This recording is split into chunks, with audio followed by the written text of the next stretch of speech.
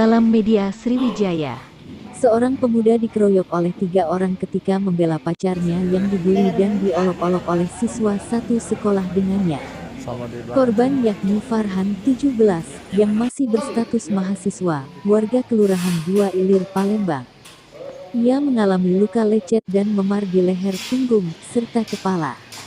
Keributan itu terjadi di salah satu madrasah aliyah swasta di Palembang di wilayah Bukit Kecil, Palembang pada Rabu tanggal 26 Oktober tahun 2022, sekitar pukul 14.15 waktu Indonesia Barat. Akibatnya ia melaporkan peristiwa tersebut ke SPKT Polrestabes Palembang. Menurut cerita saksi Fadila, 16, yang merupakan pacar korban, kronologi kejadian berawal dari dirinya yang dibully dan mendapatkan umpatan kasar oleh sejumlah siswa di sekolahnya. Kejadian pengeroyokan. Pengeroyokan cak mana tuh kronologinya? Dia nih tiba-tiba dia kan aku kan kena bully kak malaman Rabu malam tuh. Lalu itu pas waktu lama lewat 12 juga oleh guru bahasa Jepang aku.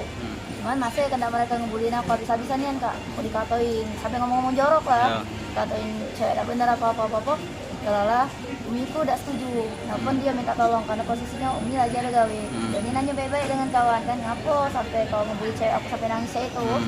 Dan ujung-ujungnya ada kawan aku ngomong pas ditanya dia ini ngomong tunggu bentar, dengan saya tuh nggak tahu pas dia belok badan ngobrol dengan aku mereka langsung nyerang dari belakang. Berapa ya? 7 yang nyerang Nian 3. Cewek cowok apa? Cowok kalau nyerang ini sama ini? Nyerang dia langsung. Oh, nyerang dia langsung. Oh, dia langsung. Diserang. Luka di mana, Beh? Kena dipukul di mana, Beh? Di bagian leher, di punggung sama di bagian dada. Oh, leher, punggung sama dada. Pakai ada alat tak mereka? Tidak ada alat.